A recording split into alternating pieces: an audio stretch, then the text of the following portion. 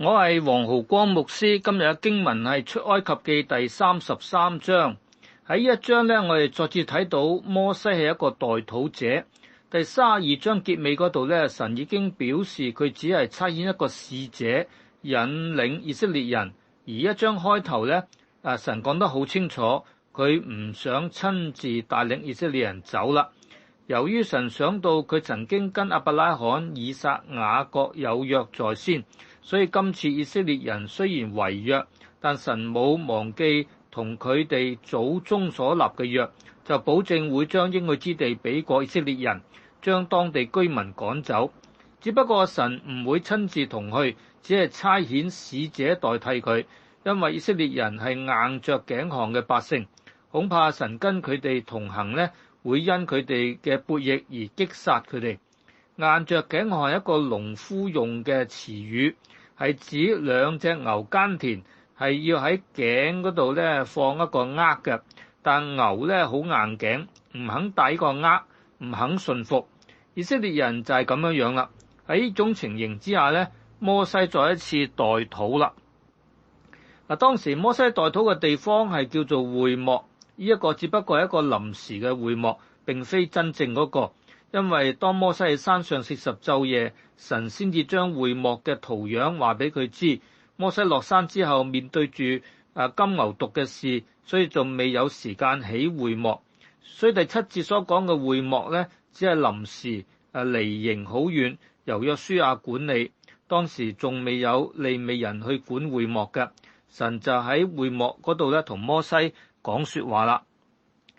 摩西對於神只係差遣使者引路，佢並不滿意，佢再一次代禱，懇求神同百姓同去。神係揀選摩西，曾經想以摩西嘅後裔代替以色列人，但摩西唔想有一個摩西國，佢只係想有以色列國，所以佢懇求神同百姓一齊去。第17節咧，神就話啦：你這所求的，我也要行。神應允摩西嘅代求。恢復同以色列同行啦。摩西呢個時候有更進一步嘅要求，求神顯榮耀俾佢睇。從摩西呢個要求咧，表示摩西跟神有一個密切嘅關係。以前當摩西牧羊嗰陣見到神藉着一棵燒着荊棘向佢顯現，當時摩西唔敢見神嘅榮耀。而家佢主動求神顯出榮耀啦。而家嘅摩西比以前成熟好多。當摩西仲未成熟嗰陣咧，神已經用佢喺埃及降下10災。我相信神今日仍然想我哋成熟，但喺我哋仲未成熟嗰陣咧，神都會用我哋嘅。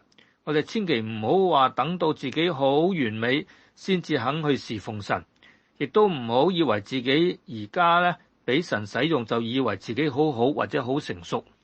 喺侍奉之中咧，神不斷係會修剪我哋嘅。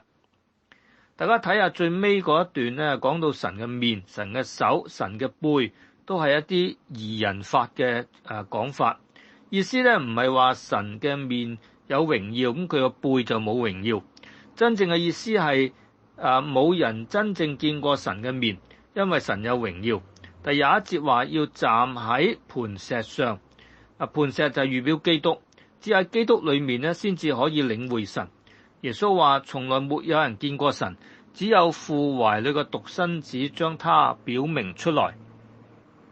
弟兄姊妹，我哋睇到摩西同神有一個親密嘅關係，留俾我哋一個好嘅榜樣。我哋敬畏神，但唔係驚神。我哋要見呢，我哋求要見神嘅榮耀，但有一個渴慕追求嘅態度啦。並且咧，好似摩西咁，做一個代禱者，為自己所愛嘅人咧，向神懇求。好，我哋祈禱。神啊，今日呢一章我哋睇到摩西向神祈求，佢識得求，而且大膽求。我亦要坦然無懼去到你嘅施恩座前，求主叫我睇到你嘅榮耀。奉主耶穌基督嘅名禱告，阿門。